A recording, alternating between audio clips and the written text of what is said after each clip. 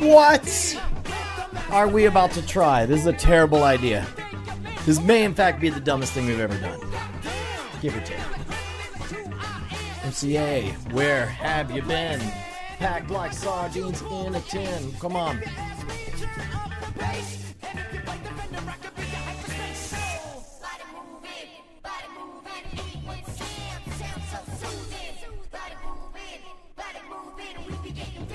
Trying out a bunch of these other mashups that I missed previously.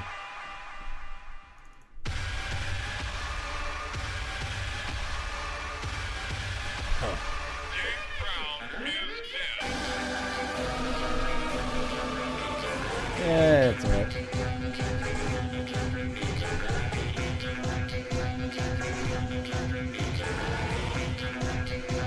So the game plan is Justin's going to show up here momentarily with Prison Hooch. That we're going to try. We're going to try and see what happens. That's all I got to say. It's been brewing for 48 hours. So we'll see how smart of an idea this is. We're waiting for everyone to gather up here so we can show it to you. Can you get diarrhea from Prison Hooch? Because I have to host a game on tomorrow or day after tomorrow night.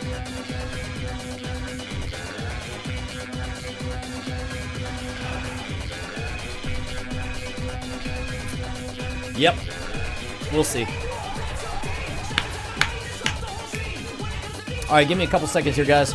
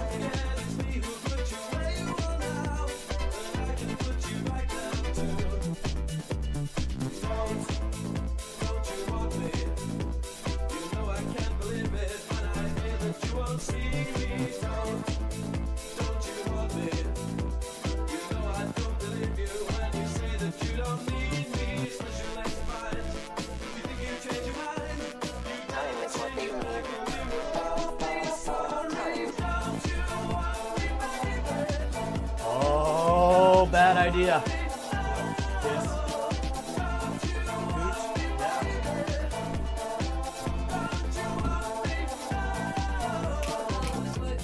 All right, you ready? It's time. People have come to watch the sacrifice. Now I'm gonna come to Jesus moment when you drink that hooch.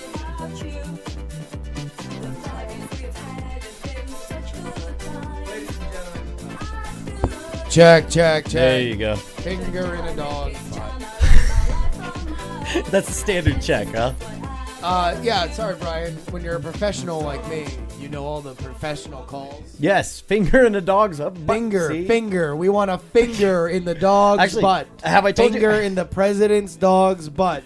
Have I told you my favorite Will of the the Secret of the Service mic get test? called if you start threatening to finger the president's dog's butt? Only if it's a credible threat of butt fingering. They don't go for it. Like, I don't think you have anything to worry about right now, if that's your point. So if I say Justin Robert Young, Yeah. of writer of Game On, host of NSFW show, Sure. want to finger the dog's butt, no problem. If I say Justin Robert Young, credentials, I'm flying to DC to finger the dog's butt. Look, here's the We're problem. getting warmer, right? No, remember what I said. Credible, which means if you're saying it, they don't care. but no, my favorite Should mic I test. try to do that? I'll What, just go try- finger the dog? I'm going to try to get If you arrested. if you show up. I bet you I could make boing boing if I got arrested my for God, threatening to finger. in the headline Sorry, now, Dr. O. I just wanted to finger the president's dog's butt. Man arrested for tweeting that. Oh no, it would just be man arrested for tweeting. Yeah, that'll be the official story. That's the boing boing headline. Yes. And then it'll be Justin Robert Young threatened to finger the dog's butt. And then when the Secret Service called him, he said, "Seriously, I'm gonna finger that dog right in his butt." Dude, look at how much is coming up. Look, it's bubbling up. Like something is happening right now. Are we ready to put that in our bellies? Here, just watch this thing bubble. Uh-oh. See, I think it's whatever's happening is happening fast now. So that's the science project is happening. Oop. Yeah.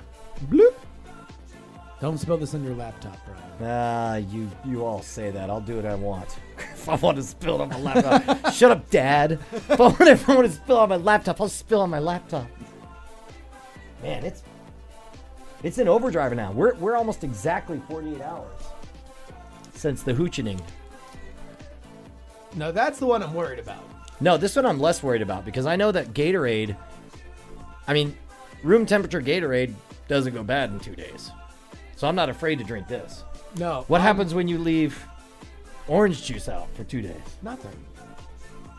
You sure? You ain't never drank some like gas station out for forever orange juice? But it's sealed on top.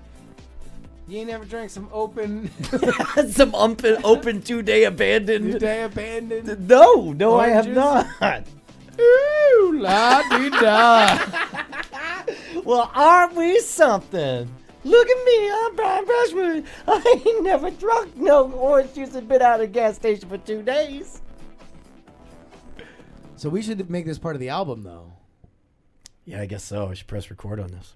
We should record, and this will be like at the beginning. We'll be like, listen, we spiked this juice, All right. and at the last track on the album will be us a couple hours after drinking this juice. All right. And if it sucks, then we don't put it on the album. If we're fucking just a pile of shit, Yeah. then we'll totally rock and roll. I think this is brilliant. And that's what I do. Oh, somebody's calling me downstairs. Probably to warn me why this is a bad idea. Hold on. Okay, I'll dance. Hi everybody.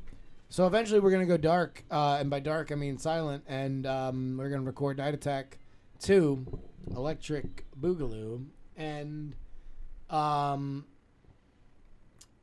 would like for you guys to get a turntable FM room going, because it's Friday night and I feel all right. Oh, what a night. And we'll play all the tunes that y'all have to spin while we talk about nonsense. What did I miss? I was just telling them to get a turntable room going. Oh, yeah. Hell yeah. Dude, I am freaked out by how fast this is going up. Why? What's the matter, McFly? Chicken. Like, you can't see the other side. Here, let's pop this up here. Watch how fast this sucker goes. That OJ is farting. Like, normal drinks don't do that. It is just... Look at those, it's bubbling. Every day it's bubbling. Bubbling. So here's the thing. All right, well, hold on. Let me start a new file here. I got this kit as a... Do you want me to separate our mics out? Oh, we should. That's what we've done for the rest, right? All right. How do we sound, beautiful people? I got this kit from my close personal friend Ashley Paramore for Christmas. Never heard of her. And Brian, if you want to show that on camera, I don't know if you already showed. Yeah, it. no, yeah, you got it, man. So it's called Spike Your Jews. Hold on, your juice. Hold on, Spike let me hit record. This should all be on the album. Oh fuck, you're right. Jay, what's up? Hey man, we're about to drink some prison hooch. You want to watch? Well, we're just live on the Justin. Tune into the Justin.tv.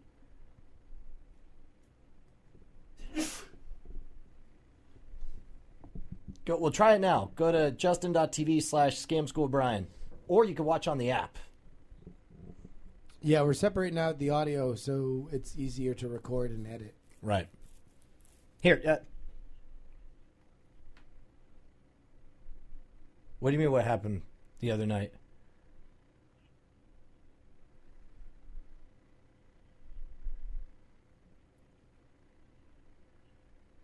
I don't know. Go there right now. Are you at a computer? All right. Well, go to justin.tv/scamschoolbrian and you watch the stream. This is not natural that it's doing this much. That's a lot of gas erupting. No, it is uncorked. That's all the gas escaping. Oh, okay. Like this one, I don't understand why it's not doing nothing. This is the one. I'm worried about that one. Yay. You think? Because that one, they say they're very specific about which juices you should use. Yeah. And that's not on the list. Neither is this one. Really? Well, they said for best results. I'm sorry, Jay. All right, look, you're going to have to log in and see if you can see it. All right, bye. Okay, I'm going to press record. First, I'm going to start a new track. I'm going to hit record. All right, now we're recording. Prison Hooch. We're going to conduct an experiment on this album, ladies and gentlemen. We are nothing but men of science. And nothing like men of science. We are men of letters. We're fans of Those science. letters are P-U. So, Prison Hooch. Yeah. The fine folks at Think Geek sell a product called Spike Your Jews. Juice. Experience a European favorite, Spike Your Jews. Okay.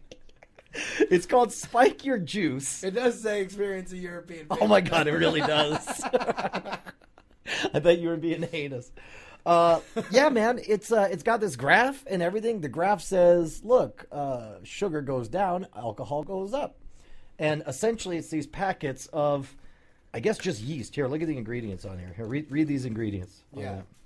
The ingredients are as follows. Yeast, organic evaporated cane juice, emulsifier, and contains no artificial flavors or colors. This is just straight up yeast. It sounds like natural, like nature's goodness. Yeah, okay, all right. So we put a little bit of nature's crack rock. But the instructions are very clear. They say... Folks, when you're at home listening to this album, listen to this. They That's say booze. They say very helpfully. I'm really worried by how simple these directions are. It just says, "Hey man, pick your juice, spike your juice, seal with the airlock," and that's it. Boom. That's all it says. It's just that simple. So what we did is wait 48 hours. So we waited 48 hours, and that's what we did. We're 48 hours on the nosy right now. By the way. Yes, and that's what it does say. Nosy, and then it says do a little dance. And wait a minute. Wait a minute. Hold on. It says here, pick your juice, and it says it suggests grape, pomegranate, or cranberry. It says no artificially sweetened juices. And so, all right, well, we made 2. Yes. Well, one is orange juice because I hate all those juices they mentioned. And this one, man. Is that artificially sweetened? I don't know. I don't think so. It just says, Then we made says another 100% one. juice. We made another one with Gatorade, and the Gatorade one is not reacting at all. So Well, we no. think that might be a dud. No. Actually, no. First of all of this air up top, because that's the reason you need this airlock, is because they don't want it just bursting. Like, you're supposed to seal it so it doesn't get, infected with bacteria. Is that a real thing? But they don't want it to burst. So you got this airlock. So you notice, like, this thing is just air pooping out of this thing nonstop. I mean, there's some Mr. Wizard chemical wizardry happening in there. And it's eventually we're going to smuggle it home in our bellies. Yes. The crack rock? What? That juice. Whatever's going on in there, it's going to be in our bodies, and we're going to... I don't know how much this has been doing it for a while, but I know that the Gatorade was all the way full, so it's got something in here. You want to smell the Gatorade first? Sure. Okay. Crack it open. All right. Smell it and see if it smells. Wait, here. I want to get it. I'll get it right up top. Now describe the smell. I smell absolutely nothing alcoholic in there. Okay, let me smell. It smells like Gatorade lime. Oh! Gatorade? It smells like a hooker named Gatorade. Hooker named Gatorade. I'd be excited to meet a hooker named Gatorade because I think she'd be really good at basketball. Or water sports. I'd be like, oh, honey, I treat you right. And take your ass to the paint like no one's business. All right, I'm going to say... Motherfucker, I'm going to cross you over. My name is fucking Gatorade. So I'm listening I'm looking at it right now. All the yeast is just sitting at the bottom. Down at the bottom. I'm going to smell it. I'm going to drink it. Drink it a little bit. I don't know. It feels like it almost wants to be fizzy. Because that's the thing. It's supposed to also be like carbonated. It just tastes like awful Gatorade. Yeah, you know what? It just tastes like somebody bought some Gatorade and just left it open for a couple days. Yeah, it tastes kind of watered down, too. I don't know why it should taste watered down. I don't taste any alcohol. Is this safe? Is this safe to drink? You're the one who went off the reservation with the Gatorade. Well, no, I mean, look, I think the Gatorade's safer. It's this that I worry about. You need to stop being a puss. We need to pour out 2 glasses of crazy OJ Hooch. Here's the deal, folks. At the end of this album, we're going to do a track where we are literally just freestyling about whatever comes to our mind after we drink this stuff for a recording session. And so the last thing we record is going to be our Hooch track, and that'll be at the end of this album. Wait a minute. I just had a brain epiphany here. Disclaimer. Although this kit contains no alcohol, the fermentation process will produce a product containing alcohol. This product should be used responsibly. Keep out of reach of children and all persons under the age of 21. Blah, blah, blah. You're allowed to make 100 gallons of beer and wine per year for personal use. Fucking, if I was 18 years old... That's all you'd buy. Well, no, but you don't even need to buy this because it's just, go downstairs and grab your mom's yeast. Gatorade's over to talking to you, motherfucker. No, you go downstairs. I know. We heard you, you filthy fucker. Jesus. Oh, God. Ugh. All right, so here's the deal. But why aren't more teenagers homebrewing their own prison hooch? Because they're retarded. They're too busy fucking Facebooking each other right in the assholes. Oh, my God. Are you that guy with your Facebooks and your MySpaces? No, I more refer to just assholes. Okay. All right. Well, here, let's get before we end this track, we'll pour out and sample. All right. Let us now first you got to give it a smell. Yeah, we got to give this find out how we're doing. Oh my God. That smells like a screwdriver. That smells like a party. All right. Let's go ahead and we'll pour one for old John Smokey. Smokey. Oh my God, there was a little wave of gas that came out of the bottle. It looks like something Doc Brown would make. Oh my God, this Jumping gigawatts, Marty! We're making crazy hooch! Okay, hold on. I'm going to put the cap back on this. So hopefully it's still fermenting. Now here's the thing. It says if it tastes really sweet, that just means that not enough of the sugar has turned into booze. So let's... You just want to do a sip or you just want to bottoms up? Oh, are we chugging it? I don't know. No, we sip this. Okay. All right. And then we chug another cup. All right, sip. Here we go.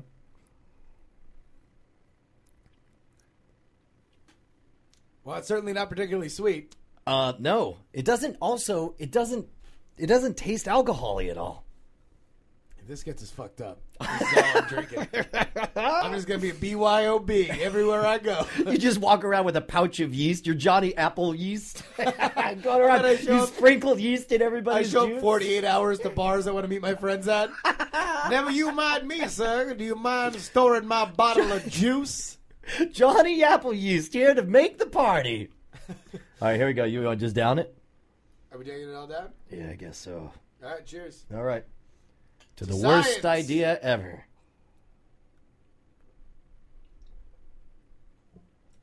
Woo! There's no way to know how fucked up this will make us, will there? In fact, we might have already sealed our own doom. Well, that's about you could tell by the rest of the album. Yeah, you'll hear at the end. All right. Wow. Well, look, man. You want to give them one for free? Like, oh, one track. One track. Do you want it? Which one do you want to do of what we were planning on doing? The one that we brought props for. You want me to read the thing? Yeah. Do you want you want to act it out? I don't know where we want to take it. We'll tell the story. We'll act it out. I read it again. I don't know if it's going to be great to act out. Okay. But I'll tell the story and then we'll act it out. If it's not funny, then we'll cut it out. Maybe I can read it and you can provide let's commentary of what's happening. And do a new track. I'm gonna drink more of this hooch. Well, here, make the track stop first. Okay. And then we'll figure it out. Because I'm ashamed of this. I just don't want to make life easier for John. Don't you want me, baby? Don't you want me?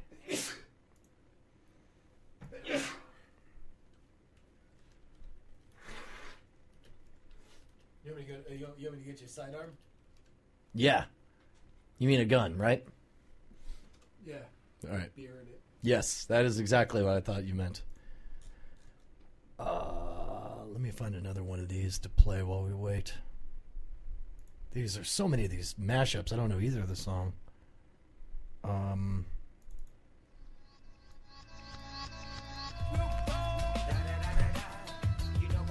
Yes. There we go. Wow. I can't tell.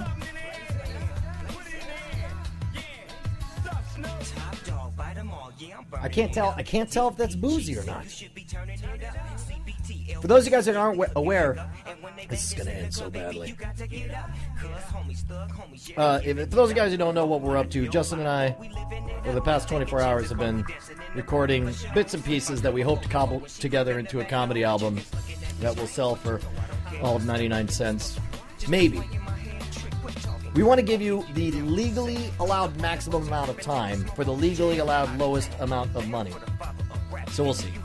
If we charge $3, we'll give you like 8 hours, like an audiobook, if you can.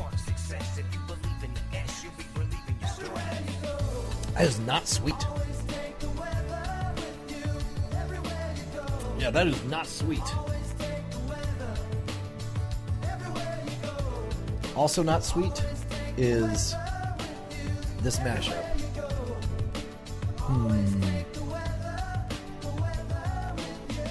And I'm already. This is very bizarre feeling. Yeah. Or just a little something of my own. Oh, stop it. You know what I want to hear.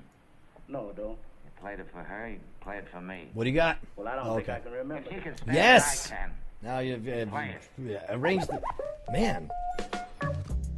Are you feeling a little bit of it? Like I don't know what I'm feeling. It just feels weird. Does it feel? Is it a psychosomatic thing? I think it must be because I'm scared of it, but I'm drinking it. But it's like if I was a teenager, I would be totally like, oh man, I'm so drinking drunk. Oh, here. All I know that a long time ago, I was going to a football game, and I wound up eating pot cookies. Hold on. A month and a half ago. You gotta keep that. There you go. Also, Bonnie's gonna help read the sketch. Oh, hells yeah. Bonnie, you want to help drink the prison hooch? Someone's got to be here to call the police. Yeah. We won't be able to find our phones once we're blind. No, I'll split this with you. Check, check, check, check.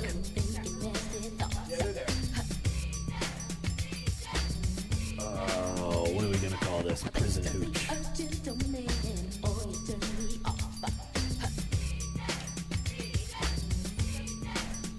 Yeah.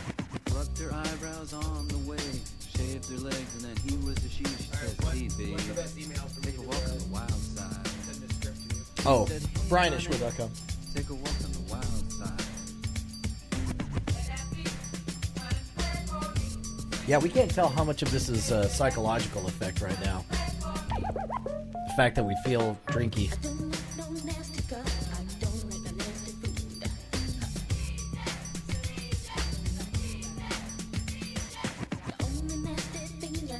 What, this? This is just an airlock so that like bacteria can't get in. See if anything like. But she never lost her head, even when she You'd like, it just lets when pressure builds up to escape, but nothing can get in. on the wild side. Which is why this didn't go rancid. Take a walk on the wild side. What? Oh no. Yeah. Well, that was just what was in there when we opened it. We stuck it in there, and then all the CO2 escaped. You want to taste just a little bit?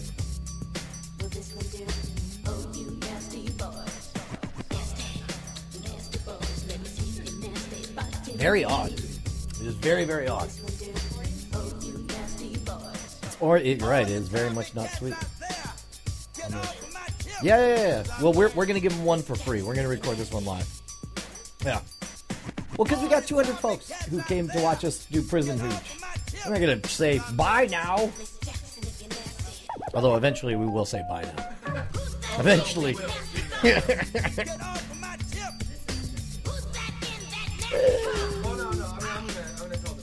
Yeah, and also this is a story that I don't think there's too much territory that we could say that we need to worry about filtering. That's the biggest reason we're not doing it all live. No, it's gonna be me being an asshole, and I'm fully. Yeah, but that's you. Yeah, Like I don't have anything to worry about. That's no, all you I'm don't. worried No, about. Okay, no. all right. Yeah, the only one with any. Yeah, this is all on me, and I have no Take shit. a walk on the wild side, and the color safe. I'm worried about this. Yep, I don't know if you did, but I'm gonna say you did.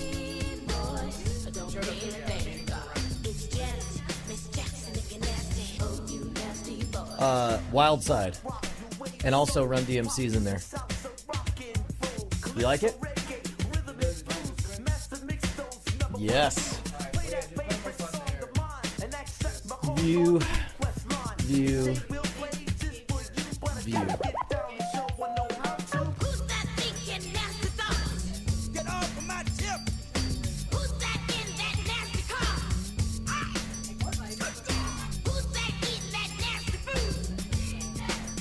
Give your CD. What are you talking about?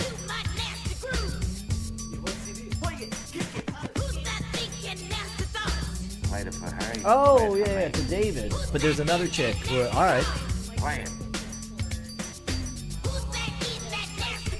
Yeah. Play it for me. Play it.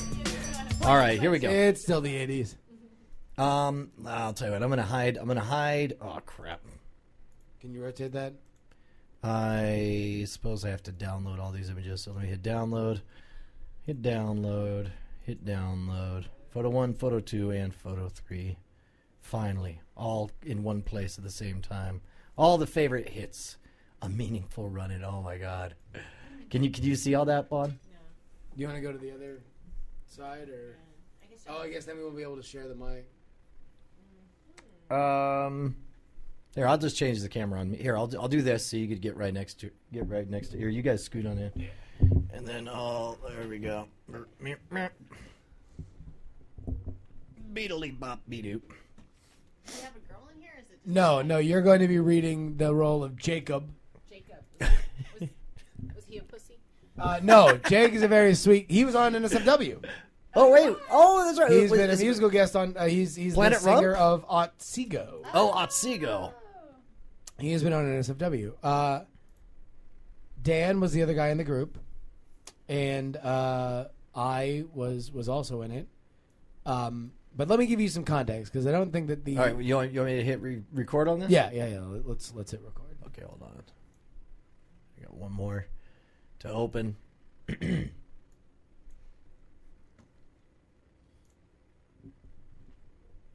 All right, bro, we're rolling.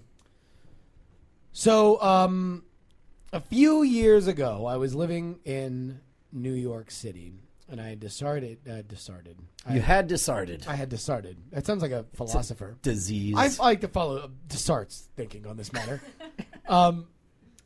I had decided to start a comedy group with two guys that I had previously been in a sketch comedy group in college, and we were called Cleanest River in America, and we had done reasonably well as far as a outfit like that is supposed to go. There was, there's like in New York City, you have a couple venues that you play and try to get the attention of a certain amount of people, and there's obviously a kind of a fairly high ceiling for comedy in New York City because right. But then 30 Rock records there. The UCB is a big feeder for a lot of television projects and everything. Producers watch it, right? So you had a chance to really get discovered. It's not like it wasn't like it's not like being a karaoke queen in Des Moines. For context, people that were just working, doing shows on a fairly low level, or like at that UCB level while I was there, were Aziz Ansari and Donald Glover. And Donald Glover is now on Community. Aziz Ansari is on Parks and Recreation. Yada, yada, yada. Got it. So that was the kind of atmosphere that we were in. Eventually, I started to get some feedback from Dan because many of my sketches, were not picked to do the shows. And we had a hard, three-headed dragon kind of philosophy where it's like, if it's 2 against 1, the one backs down. Like, them's the rules. Sure. Like, you can't majority rules. Like, it just, if you can convince somebody else that this is the way to go, then that's how we're going to go with it. And I kind of kept getting voted down more often than you wanted on sketches that I liked. But I was a team player. Sure. So Dan was the one who didn't like the stuff that I was writing. Just in generally. At some point, they're like, maybe somebody doesn't fit in around here. Well, I mean, like, I think I did a lot for the group. Like, I was the only one who came anywhere close to singing. We had a couple musical sketches. Of course you did.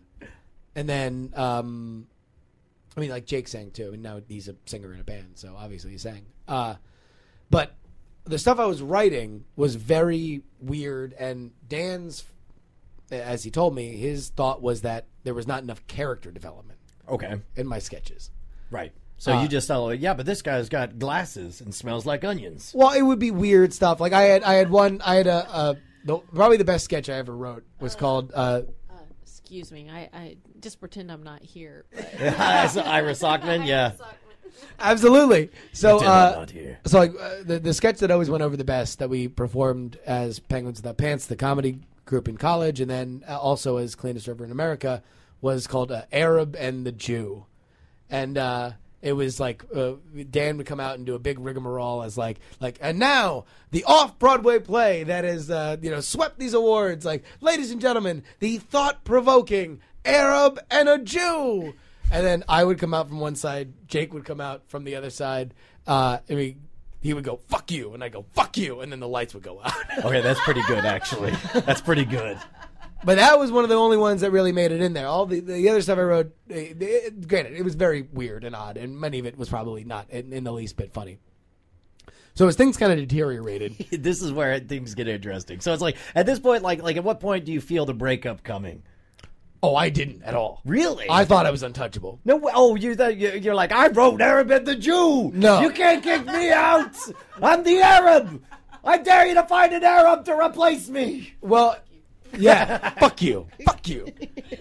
It wasn't really the writing necessarily, but I thought that like when people would come and see us, I would be one of the things that they would talk about. I thought that I had a stage presence that could not be taken out of the group. So you were seduced by all the people like, hey man, that's a great troupe, but you, man, you're the magic. No, you got pizzazz. I had confidence that take my business card. Removing free my massages third. Any day you want, Justin. You have lovely skin. And crazy talents. I thought that removing my third of the group would not be feasible. Also, we had previously just gotten. We had done a trial show at one of the bigger theaters. Okay. It was called the People's Improv Theater in New York City, and we did the show, and then the next day they called us to tell us that we had a month-long run that they had booked us for. Wow. So we were going to have you can't have a month-long run with no Arab. Well, so I thought. Welcome to my thought process. Okay. So we all gather one night, and previous to this, Dan had sat me down and said, "Listen, it's not that I want to be an asshole about your sketches, but I really don't feel like there's any character development, and I don't think that they're the kind of stuff that I want to perform." And so that's what he said. What did you hear? I hate you, and I'm jealous of your talent. Which is not to say that Dan was an untalented guy. He is incredibly funny. Sure. Incredibly funny. But, Jake was an all-tool player. He would sacrifice the group. He would play any role. He would play the super weird role. He'd play the super, the straight man or whatever. Me and Dan were both vying for those, the big extroverted parts. Yes. So we'd write sketches where we were the big weirdos or we were the guys out in front and everything. And that was kind of, I think, how things went. And genuinely, I do think that he just didn't find the shit I wrote funny. Right. I don't think that necessarily just in an I don't get it kind of way, or it's just what is it with you and the poopy pants jokes? Yeah, always flinging poo, that Arab. I think he just very much had his own line in what was funny. Okay. And if it wasn't Garfield. that, yes, very funny. Yeah, this is such a different way than you guys make the comedy there. I mean, you write it down and then you just hand him some pieces of paper and say, "Here, read it," and think it's funny. Well, no, we would all get together and we would do table reads, basically. Oh. So we would all read it out together, and and then there's a lot of tricks to get a table read, to make your table read funnier, so everybody thinks that you want to do the sketch. And one of the things is actually in here, which is where you write. Oh, do you sabotage other people's sketches? Oh, no. I'm the racist robot. I know. Somehow this is funny. I felt that I was getting sandbagging a lot of the table reads because they would Dan would read it. Dan would read it and he would be like, "Well, he would just, yeah. But what I was saying is that the way to make a table read funnier is to write, and it's in here. An example of it, at least, is to write your stage directions funny and weird. Okay. So instead of person exit stage, it's person exit stage and contracts hep C. Yeah. And that's shit that the audience will never hear or whatever, but when you're in the table read, everybody laughs. And then at the end of it, we're thinking, okay, well, what were the funniest sketches? And it's we all laughed at that one thing, although the audience would never see that. You are such a conniving bastard. Listen, when you're trying to get stuff in the show, you're trying to get stuff in the show. Comedy is hell, son. So here's where we are. All right. We are in... So you just got zinged, where it's hey, buddy, I need to see some character development, and I don't think you're very funny. Yeah. Also, I'm secretly jealous of all your talent, and we would never fire you because you're the Arab in that awesome sketch that you wrote. Well, again, it wasn't like I thought that the Arab and the Jew was the untouchable thing. That was the funniest. Awards. That was the funniest thing that I had wrote that was a consistent laugh getter. Okay.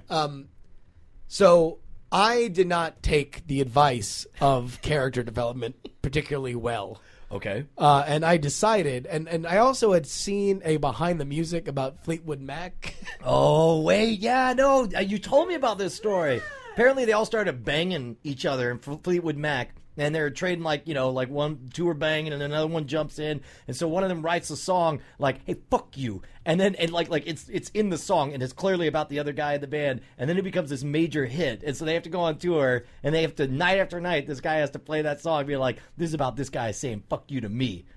Yeah. So I'm guessing this is your vision to do the same. This is going to be the sketch for the ages. Well, not a sketch. A sketch that will make the show. Yes. It is basically me trying to be vindictive. And be okay, well, congratulations. I'm going to write a sketch where you look like an asshole. And to be honest, I don't know. That was part of it, and the other part was just kind of me being a really petty cunt.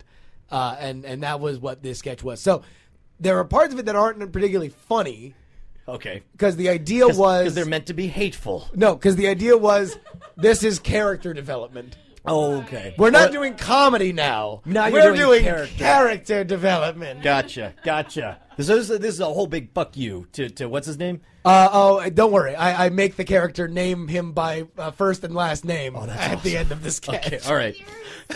do you want me to read the narration? So here's what happens. I'll read the narration. All right. Bonnie, you will play Jacob. Okay. Brian, you will play Daniel, and I will play myself. Let me also point out that these are their real names, and I purposely named the characters their real names. Gotcha. All right, so I'm Daniel. Ready. Okay. It's a meaningful run-in. Yeah, no, the sketch is A Meaningful Run-In by Justin Young. The end of his sketch comedy career. This is before, I was exiled and I was forced to add the Robert. So, the Scarlet R. And real quick, whenever you get, everyone knows, for every sketch comedy troupe you get kicked out of, you have to add... You have to add a name. Yeah, exactly.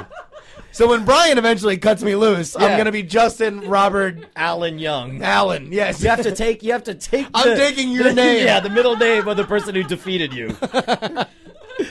Okay, so here we go. Imagine, if you will, a fast food establishment. Justin is at the counter and Jacob is behind it. 20, 30, and 35 is your change. Thank you for coming to Crystal Burger. Yeah. Justin takes his bag and leaves. Daniel rushes in with blood on his face and hands. Oh, do you have a phone? Sorry, sir. Our phone is for management use only. Well, I need to use it. I was just in a car accident outside, and I need to call an ambulance. My wife is bleeding. Can you just use your cell phone? I don't have it on me. My wife gave it to me, gave it to my daughter so she could call us after soccer practice was done. I still don't understand why, There are plenty of payphones around the fields, and God forbid she asks for one of those other spoiled brats if she can use one of their phones. I know. Kids are so materialistic these days. I can feel your hate coming through. I gotta show you fucking character development. I don't have it on me. Oh, exactly. It was different when we were growing up. If some kid on our block got a new toy, he wouldn't wait to share it with all the other kids. He rubs his fingers together and remembers there's still blood on them. Do you have napkins back there? Sure, but you're going to have to buy something. Oh, okay. How about a small Mr. Pibb and some onion rings? That comes to $1.56, including tax. He searches through his wallet and pockets before producing exact change. And now how about those napkins? Of course. Hands Daniel 2 napkins from under the counter. You were saying? Oh, I completely lost... Daniel begins wiping blood from his face with the napkins. I completely lost my train of thought. A female voice is heard screaming from off stage. She's in agonizing pain, like a car is fucking crushing her legs or something. She says shit like, "Ah, my legs!" Ah! And stuff. Oh, yeah, can you believe that my wife encourages it? You should see the clothes she allows little Jen to wear. Other day, she brings home a thong. Mind you, she is 13, and Carlinda tells me it's just her expressing herself, and I shouldn't discourage it. Well, when I was growing up, if my sister had come home with that kind of hooker garb, my father would have handed her a bucket full of water and punched her in the mouth. And then he would have told her to sit outside until the water froze so she could chip out ice cubes to put on her lip to stop the swelling. Holy shit. In awe of his old school mentality, Jacob says, "It was a different world back then." Oh, you're telling me. "Ah, my leg! Somebody help me!" Hold on, pause this. That is not what you wrote. No, what you wrote is more screams like someone was being finger fucked by Satan himself before passing out from the pain, never to wake up again.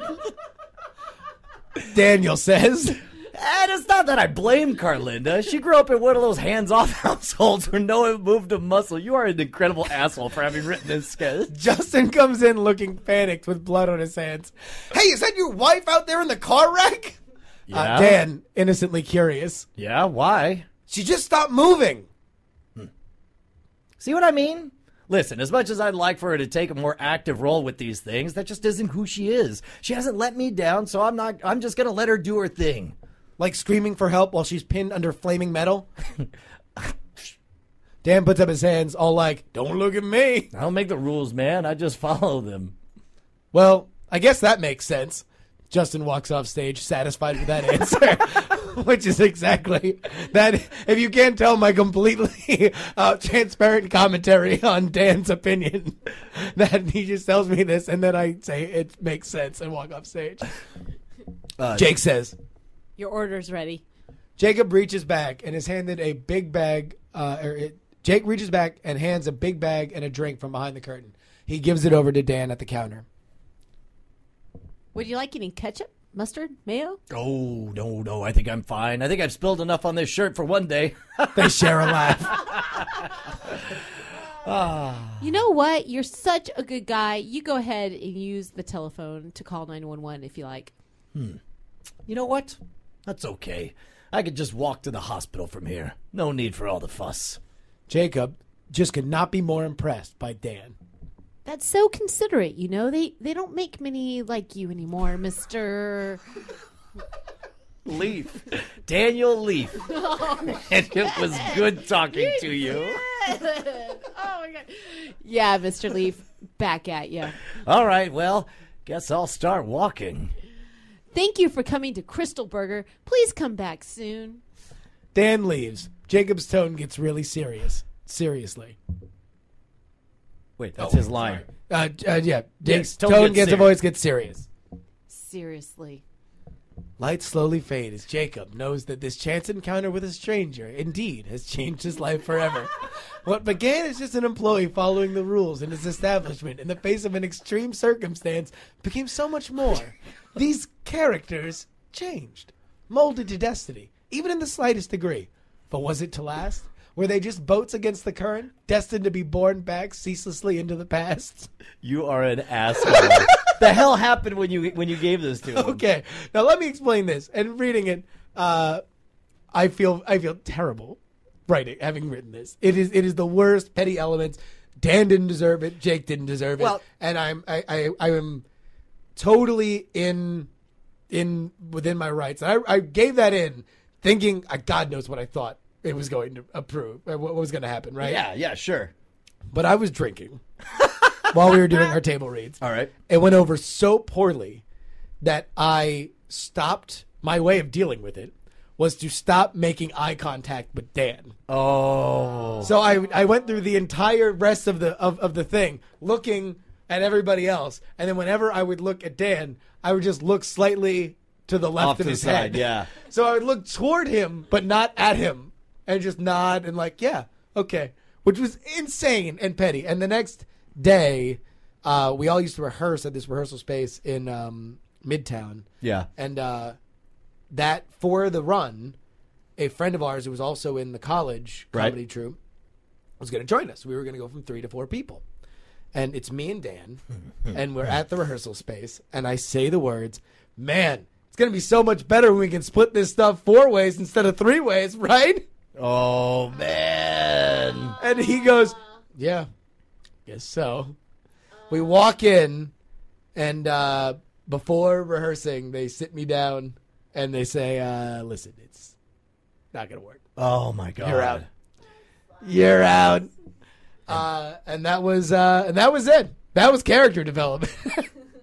Wow. I feel like our album I just feel got like character developments. I feel like you grew. I mean, I feel like you're a changed person, and you did have a character development. And you know what? I feel like it wasn't like you held on to a grudge for half a decade and then wrote in the name Dan Leaf to your first big high-profile writing project in a disingenuous way for a guy who eats corned beef hash off the floor in a skit read by Leo Laporte.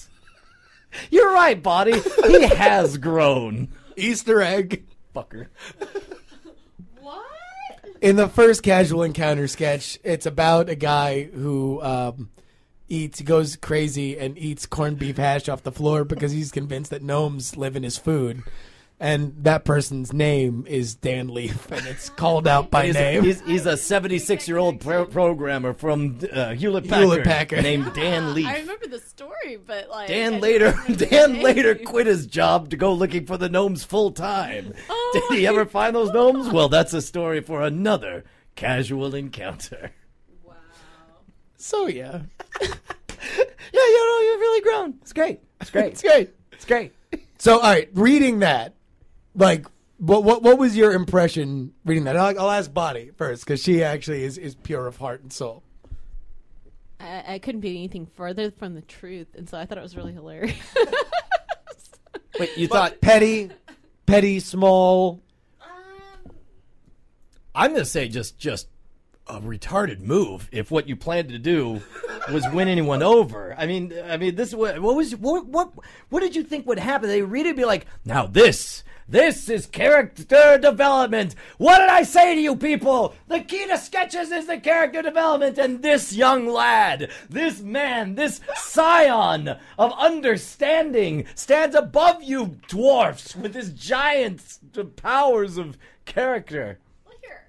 It's not an unfunny sketch. No, I mean, I thought the character development really made it kind of, work. No, but I'm just kidding. But just having, like, when I think about parenting and stuff, and there's like different types of kids. There's the kids that harbor resentment and they let it fester for months.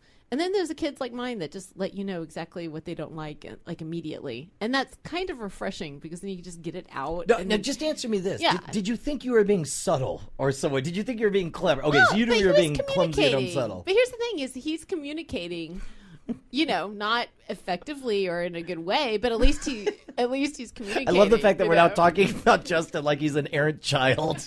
Like Untrue. Our poor Justin Robert Young. About to add another middle name. They say they say write about what you know, and at that point I knew a lot about alcohol fueled hatred and Crystal Burger. I'll bet all of those prices are exactly right. No, they're not. In fact, I wanted another device to make him look petty and meticulous and weird, so that he would have exactly $1.56 in his pocket and would go through his pocket to get To it give while exact change. while his wife was dying outside. It's not a flattering portrayal. Was that his girlfriend's name at the time? Did you work in the girl's name or? No, we don't name his. Oh, Carlinda. No. I just wanted a silly name, and Carlinda was a very silly name. But yeah, no. And listen, like, I'm very small and I'm very petty, and I just want to make the point that this isn't like, oh, look at how I stuck it to this asshole. Like, I very much.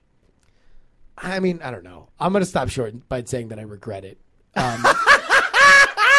He's like, look, I'm not trying to say I stuck it to this asshole, but come on, seriously, I sort of did, right? No, I mean, they they didn't deserve it, and I did myself no favors in doing it. Right. But in rereading that, you need to go to like one of those cleansing rage workshops where it's like you scream and punch a fake mommy doll. I can't let this go. Or so, I can't let this go. You gotta let it go.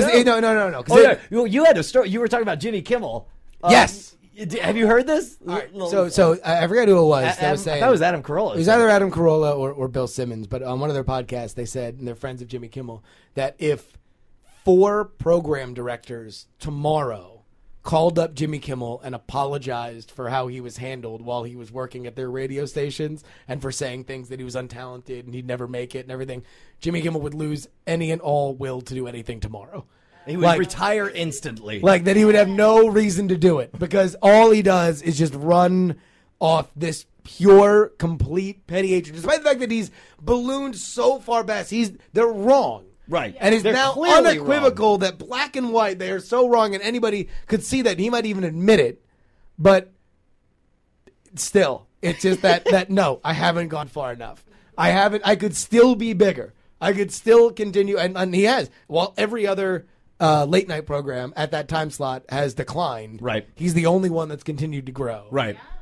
He's really he established a beachhead when no one thought that ABC could play in late night. And little known fact, he doesn't go by it. Full name, Jimmy Robert Kimmel. So there we go. That's a meaningful run-in. Well, of course, I have nothing but respect for petty vindication. Is that all right? Vindication, because you're speaking in a petty way. So would it be called vindication? Like, Well, a vendetta. no, I know. I was trying to do play on word, but it failed. So there's the art gallery I worked for. Remember the? Oh shit! Are you about to share your petty story? Well, I'm gonna have help remembering it because, Are you kidding me? Brian remembers it because, I read it to him. Yeah, it was a half decade. Yeah, you could not drive past artworks on 6th Street without Don't giving say the middle name. finger. No, I know. You tell the story. You tell this story. It wasn't right until now. I had kids in the back that I was like, maybe I ought to put the finger away. Every single time, it was like blessing the Virgin Mary. You know, you're like, and fuck you, artworks, and then off you went. Yeah, but they I was so frustrated because I worked at this art gallery and I really thought I was going to learn more about art. Yeah, that's what they said. It's Yeah. Well, And I mean, you had art shows and you were doing your art thing, and they're like, I ought to work at an art shop. Yeah, And they're like, yeah, that's exactly what you should do. Here's your rag. Here's the Windex. yes. And I had no idea that basically I was going to sit there, and if I wasn't dusting, then I was to sit and look at the door that never opened. We had maybe one person a day coming by. You spill the whole story. Yeah, and you they spill who their clientele was. Oh. Do you not remember? Oh, I don't know if I can do the whole thing. Yeah, okay. Brian's encouraging me to spill. Okay, well, after a while, I'm like, how does this place run? I don't get it because this place only sells a couple of frames a day, and then or maybe a frame a day, and then nobody else walks in. And this is in off of 6th Street. Yeah, prime location, prime real estate location. So they're paying out the wazoo for the and it's not and the stuff they're selling isn't even that expensive. It's they do some framing, but how expensive is the stuff? Well, it doesn't matter because it never sold. It never moved. But maybe that was the problem, was because I never sold it. But nobody. Well, I'm not gonna lie. I went in there. There was a little bit of dust. I think you could have been better on your dusting skills. I probably would have bought some stuff. Yeah. This is the bombshell. All right, go for it. All right. So I finally see people coming in and buying, and it's always when Tom's there, the owner, and he's got these little girls coming in, and they're fawning over him, he's very touchy-feely, these girls. Yeah, very touchy-feely, these girls. And I was like, what is the story here? Well, it was only after I was working there for 2 months that I find out that he's a swinger. And these heavy are into that circuit. Heavy into the circuit. And so everybody that was coming in were his little girlfriends that were trying to and I'd meet his wife, and his wife would come in from time to time and be one of them. They were all just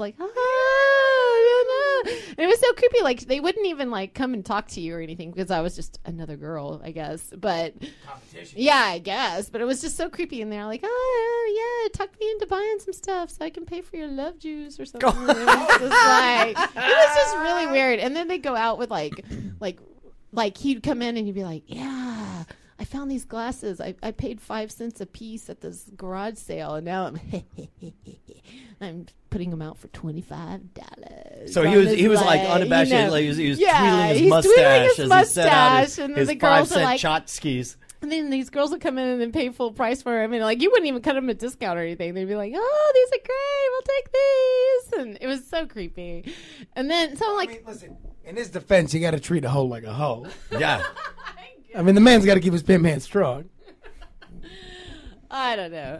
But it was just so weird because he looked like Kevin Bacon from the hair and everything. This is well past when Kevin Bacon was cool. Cool. And before he became cool again. Yes, exactly, exactly. It was in that in between awkward time.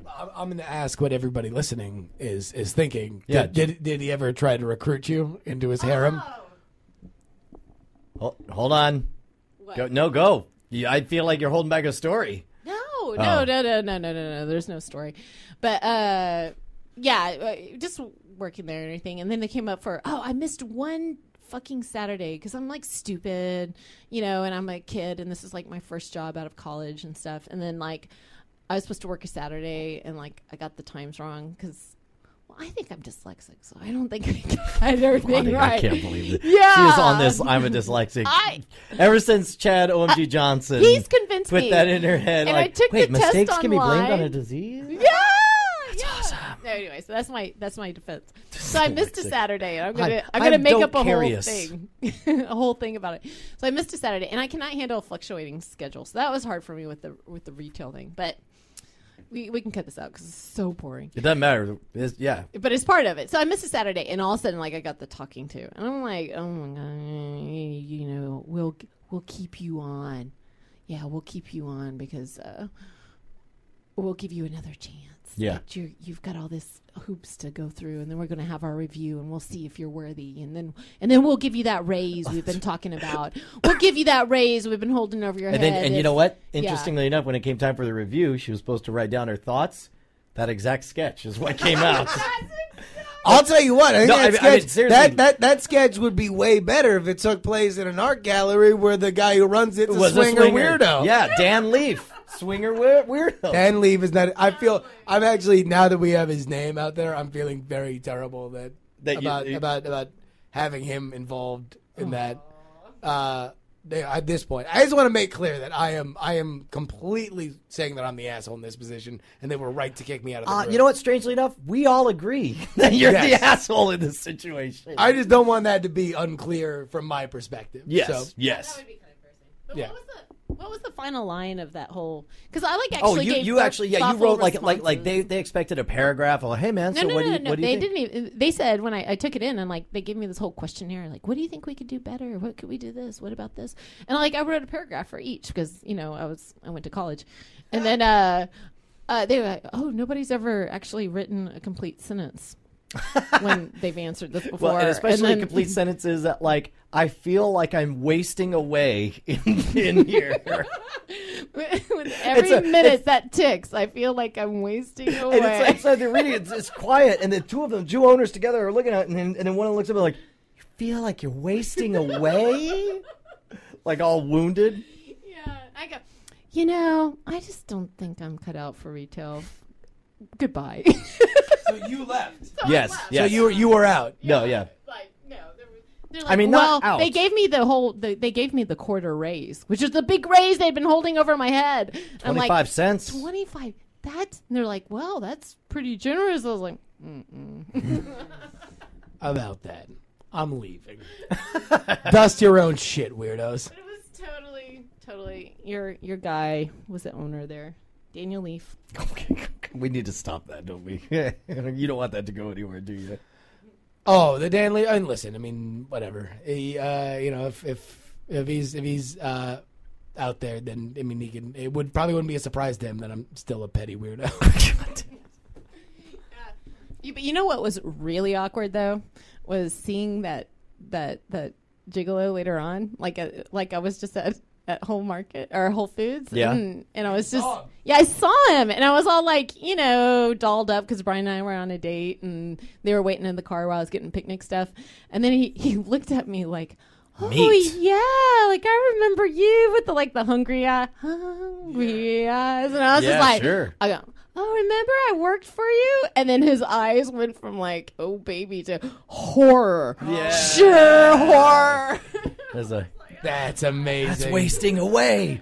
I think we've all learned a very valuable lesson. Yeah. That if you're a swinger, remember your former employees. In case you try to fuck them, and there's a really embarrassing situation that ensues. Leonymous in the chat room says, Bonnie said, fuck it, took 2 beers and jumped. Which is still one of my all-time favorite quitting stories. Absolutely.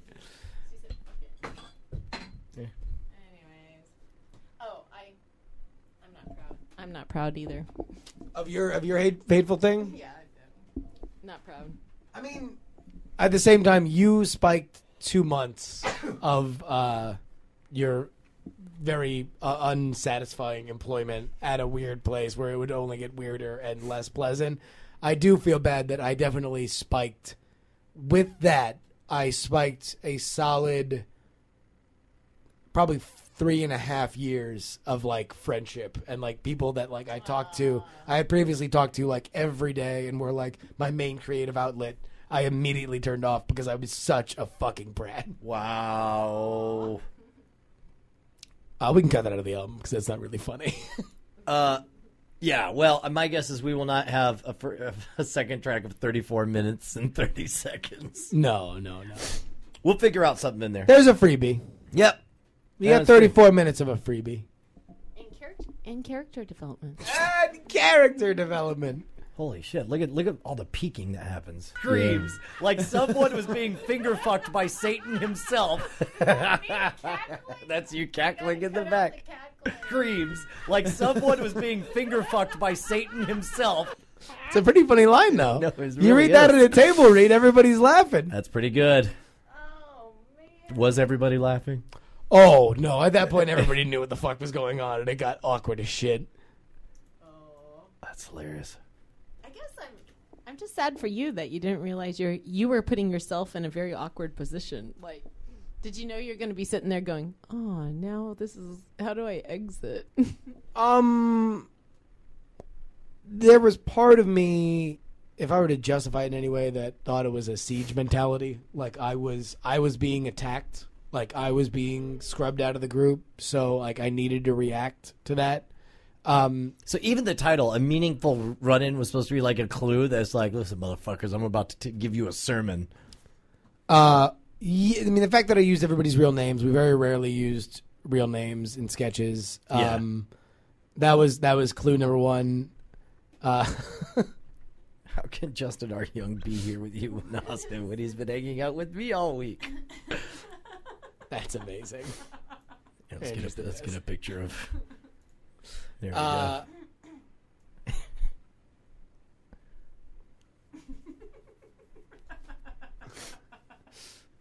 So yeah, that was. I mean, part of it was that, and then part of it was also like I genuinely did think the sketch was funny enough to be performed on stage. And not to say that I was right, but I did think that. Yeah, and then I also just wanted. I guess part of it was also like, if I'm going to get my sketches kicked out, if nothing that I write is going to make it on stage, Yeah. then fucking you're going to get these. Yes. Like if the stuff that I really like, that I worked hard on, and I was really, I was putting in there but for a reason isn't going to make it. Then if you're going to reject shit, you're going to have to reject shit where I'm personally insulting you. Right. Now, at least you know he read it. that was not the best strategy. So, but like you have like kind of a hatred for improv, right? I don't have an hatred for improv. I had a hatred for the community around improv.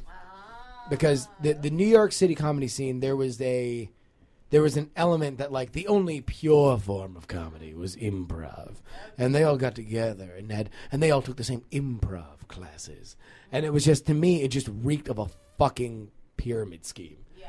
Like it was just the worst. It's like, oh, if you take my workshop, we'll play some freeze tag. No, literally, it was the way shit went at a lot of those theaters, and I don't know whether it's still the same, was you took 4 levels of improv class, and then eventually you made it onto a team.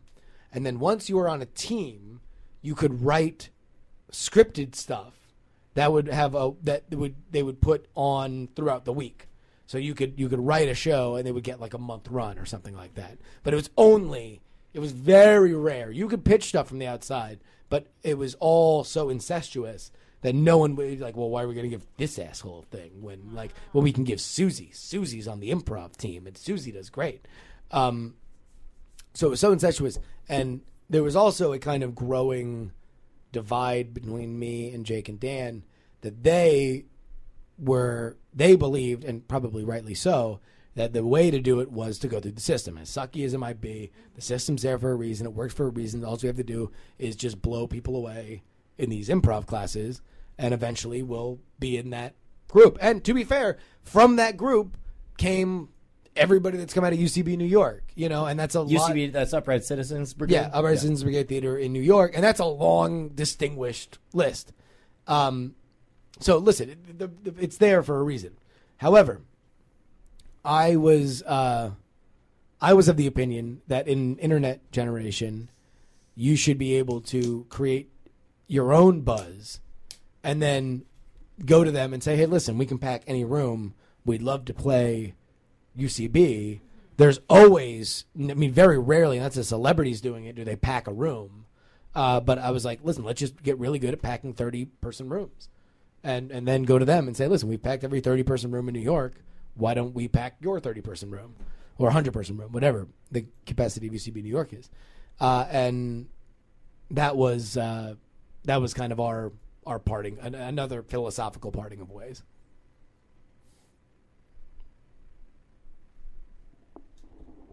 That makes it sound like it's really hard to actually be an improver. An improver. If you're...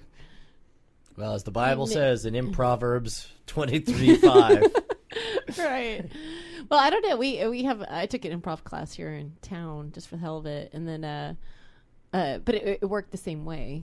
But everybody was really nice. They weren't like... Do you want to take a look at Or maybe this? I was just on the in crowd. Yeah, well...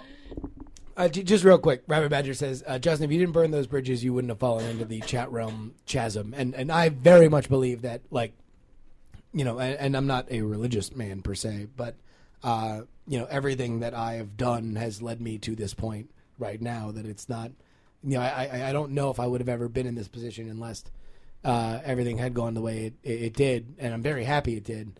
But at the same time, a lot of bitterness. A lot of bitterness. So how much success do you need before you can finally you'll never get to let go? Stop pettily writing Dan Leaf's name into sketches. You're never gonna let go, are you? Every new level. Every new level that I go, I'll probably. So when you sell a sitcom, there'll be a character Dan Lee. No, I'll probably wait till season 2 when I know it's gonna be on the air. Because no one wants to fucking have a sitcom canceled in 3 episodes. Yeah.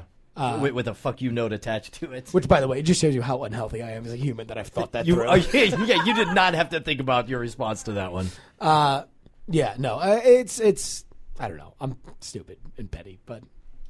So what does he do now? Like, are you like? He's a 76-year-old programmer at Hewlett Packard. Haven't you heard?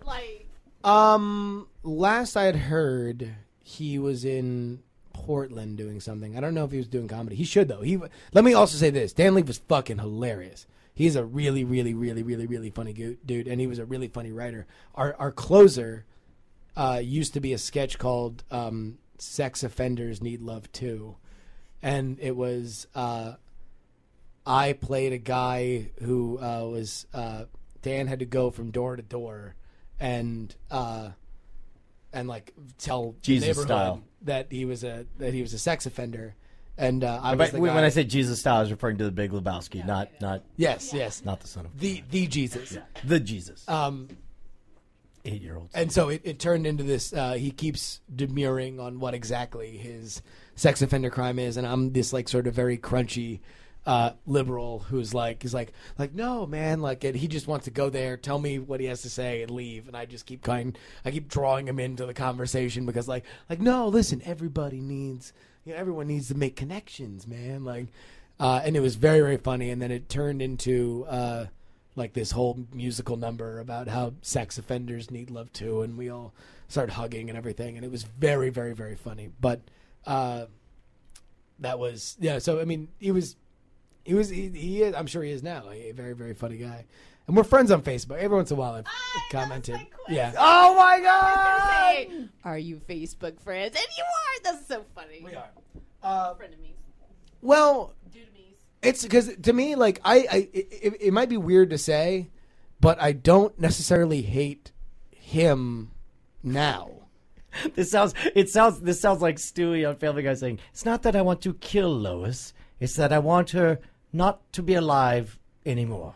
No, it's just I hate that. I hate that guy in the moment. Like I hate that moment in time, and that's what fuels all of my creative endeavors. is to prove that moment in time hilariously and comically wrong. Oh, like John Cougar Mellencamp. Oh. Jesus H. Robert Cougar Young. Man, that's a lot of groups from now. Rape is coming. Don't get raped.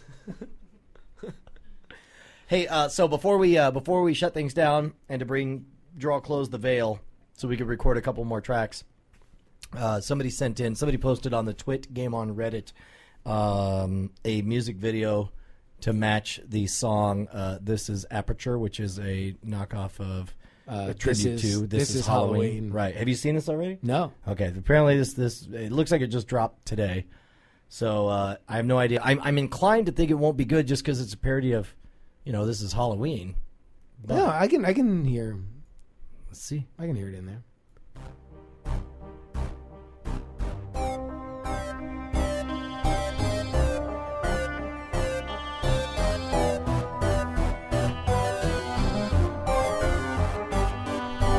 Doors enter, it's a memory stage. Wouldn't you like to escape this cage? Come to us and you'll be sure you're not safe in Aperture. This is Aperture, this is Aperture. 10 subjects die once they're inside. This is Aperture, everybody hit the floor. Take a seat to the neurotoxin makes you die. It's not safe, we are sure you're not safe in Aperture. I am the one that's keeping you alive. Cause, it's bloody hard to survive. I am the one that wants to test. Maybe at the end I'll let you rest. This is Aperture, this is Aperture. Aperture, Aperture, Aperture, Aperture. You're not safe in this place. All of us warn you of the big white face. You are safe, don't you struggle now. Don't you want your nice big cake? Down that corridor, run into the exit door. She is waiting there to grab and kill you. Run, this is Aperture, white and gray. Slightly blue. Want some cake? Well, none for you. Hold here, hold there. Throw a tower in the air. Watch for the bullets that'll graze your hair. Everybody run, everybody run. You're not safe in Aperture. I'm a bot with the adorable face, ready to shoot you in your place. I am the regent that gave you a scare. I am the voice that you hear in there. I am the head of this great place, and I just bought some rocks from space. This is Aperture, this is Aperture. Aperture, Aperture, Aperture, Aperture, Aperture, Aperture. Testing subjects usually die. Science isn't fun without cyanide. That's the drill and you may die, but you're not safe in Aperture. You are safe, don't you struggle now. Don't you want your nice big cake? GLaDOS the giant may fill your room with neurotoxin. Shoot you with a rocket turret, turn you into burning mush. This is Aperture, everybody run. You better escape to a much safer place. Out there, Shelley's master of the portal gun. Everybody help her in her flight. No. This is Aperture, this is Aperture. Aperture, Aperture, Aperture, Aperture. You're not safe in this place. All of us warned you of the big white face.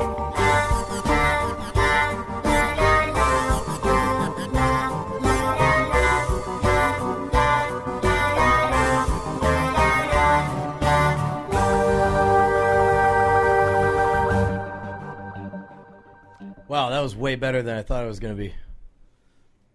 I mean, The internet is amazing and delightful in the wonderful things they create for the grinsies for it, man.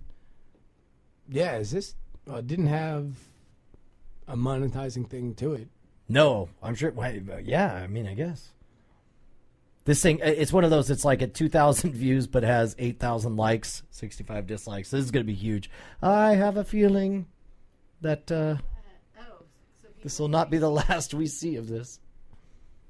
I have a feeling I know what the Game On tease is going to be. Well, okay, then that's... Or you could just flat out say what I was hinting at. Why are we singing? Because no one can hear us when we sing. So... Well, that went to the Reddit? All agree, right? That this will be our...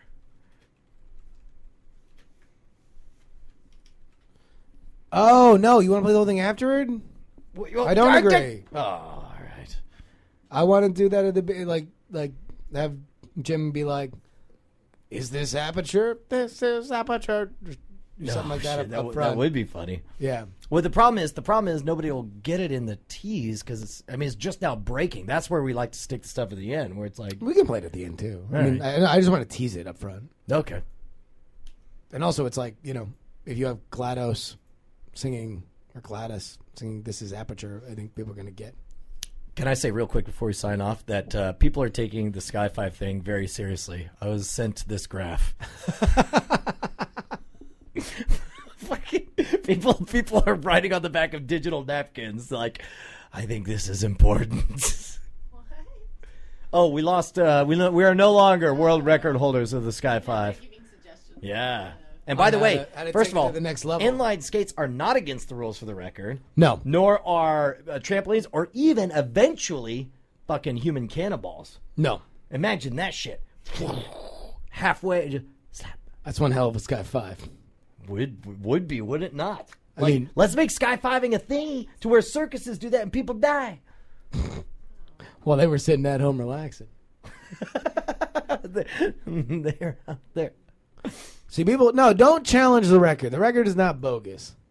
No, yeah, they legitimately got it. They jump and they, I'll tell you what, they thought to collapse. All that mattered was the that was hands good. touching. They get that extra. But what they do not understand is our commitment to this record and our budget for $20 jogging trampolines. Ronak D did say that they did kind of puss out and put mattresses on the floor. I would have laid out and taken the wood right in the face. Maybe we will.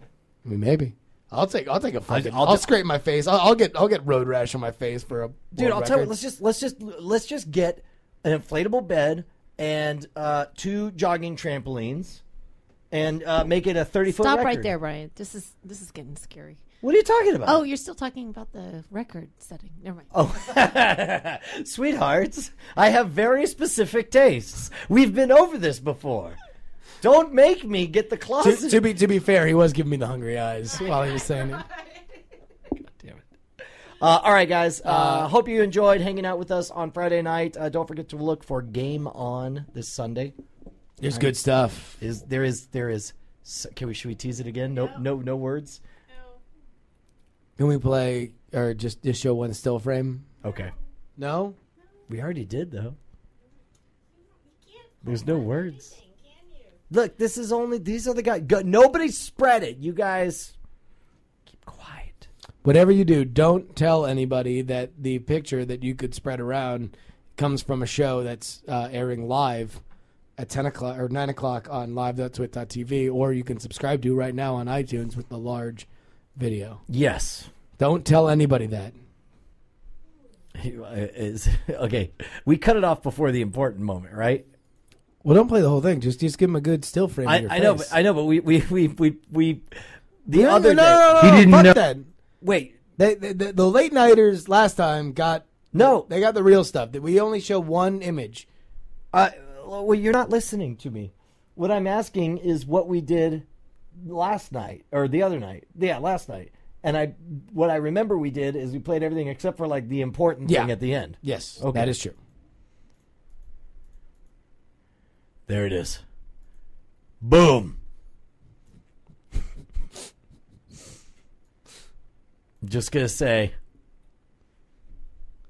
P. Delahanty says, there's no more Dignation. Are they doing a reunion? That would be really weird if they reunited 2 months after ending the show. that would be dangerously close to just doing the show. Yeah. Yeah, I don't know. I would hope Revision 3 would do a live thing, but who knows? That's up to them. No, they're definitely not. Wait, I think. I don't know. I never know with those guys. No, who knows? Who knows what's going on? But if I was betting. If I were betting, I would bet no. I would bet a lot of money. I haven't heard no. A lot of money. I'm just saying that if Revision 3 not doing a South by Southwest special was a stock, I probably would get arrested by the SEC for trading on it. Can't tell you why, but I would sell it short. Hey, real quick, everybody in the chat room, before we go, everybody in the chat room, post your theory as to what this picture signifies. I mean, no one will know. Dude, one person will nail it exactly on the head. Fuck you. If someone nails it exactly on the head, I'm pouring this entire beer on my head. Like the point. I hope somebody nails it exactly right. There's no way. Yeah. Have we mentioned it? To be honest, what I thought you were about to say is is that if somebody guesses it, you pour the beer on my head because that's the only way somebody would guess it. Oh, I forgot to tweet out Penelope's.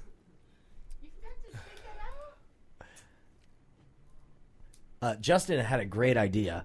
Penelope is absolutely adorable in her astrophysicist costume, and he mentioned that if we posted it on Reddit, like, hey, we were super proud of our daughter.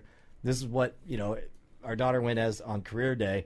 We think they get a million upvotes instantly. It'd be on the front page in instance. Oh yeah, I think so. Well, I mean, definitely if you put it on like the Skeptic or Science Reddit and shit like that.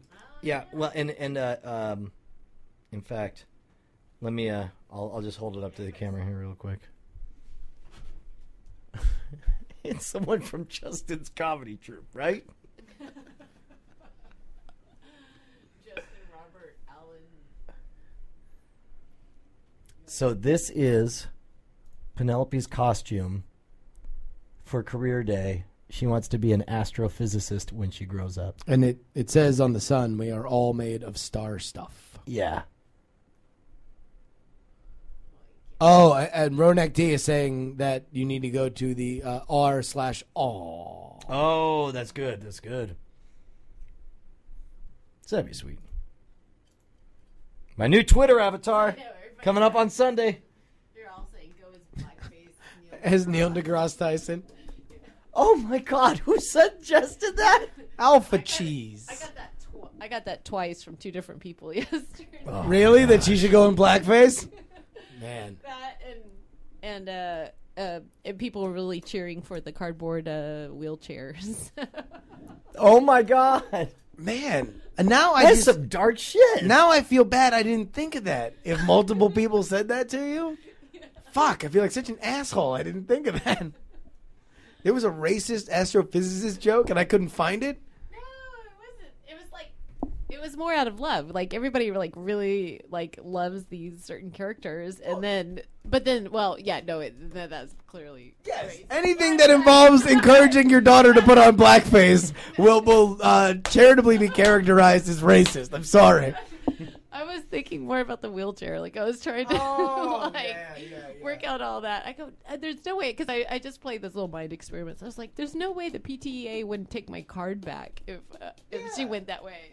Yeah, come on, kids. You can't fucking handle a little cripple humor. All right. Are we ready? Dude, let's do this. So long, beautiful people. I love you. Bye, Bon. Oh, maybe you get kicked out. What? They're saying Brian Brushyoung. Yeah, I like to get kicked out. Oh, maybe I should get kicked out of my own one man. Oh, you know what? Oh no, I was the kicker in my previous. That's a tale for another casual encounter.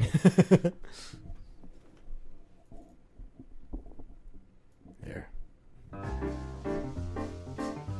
All right, beautiful people. Love you. Bye.